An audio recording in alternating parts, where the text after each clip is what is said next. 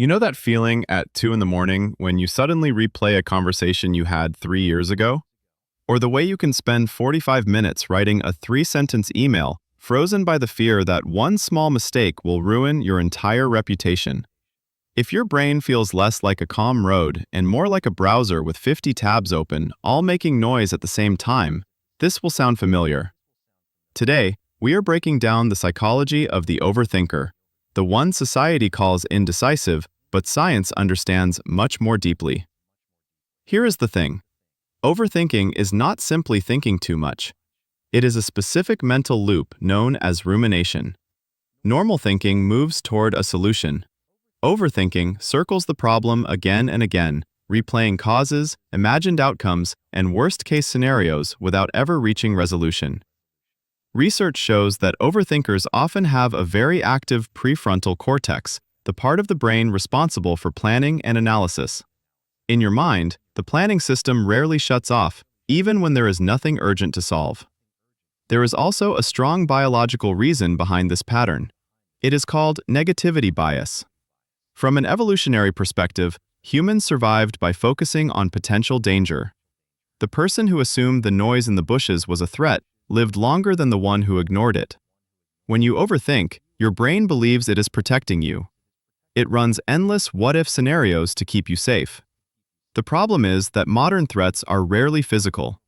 They are social situations, messages, decisions, and imagined judgments. An ancient survival system is now applied to everyday life. Another key factor is perfectionism and the need for control.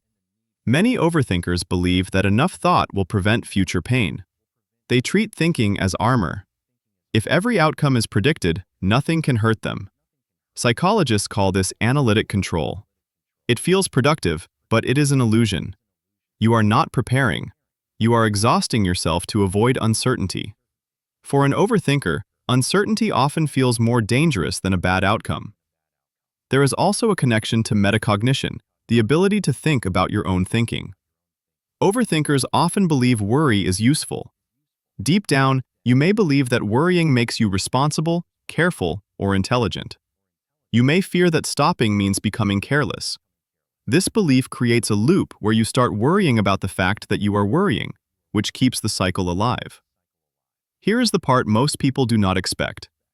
Overthinkers are often highly empathetic and verbally intelligent. Because you constantly analyze tone, meaning, and social signals, you develop deep awareness of others. You notice details many people miss. But this depth comes with a cost. Decision fatigue sets in quickly. By the time you decide what to eat or what to say, your mental energy is already depleted. So if you are someone who needs extra time to make even small choices, stop telling yourself something is wrong with you. Your brain is powerful, not broken. It is designed for depth, not speed.